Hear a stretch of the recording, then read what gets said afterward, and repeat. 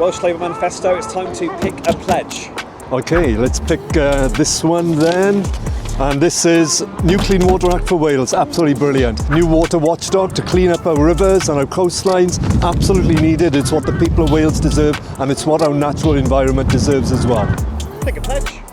Okay, I'm going to go deep into the middle here. Let's have a look. Yeah, great pledge. Turning coal tips into solar power and heating homes with mine water.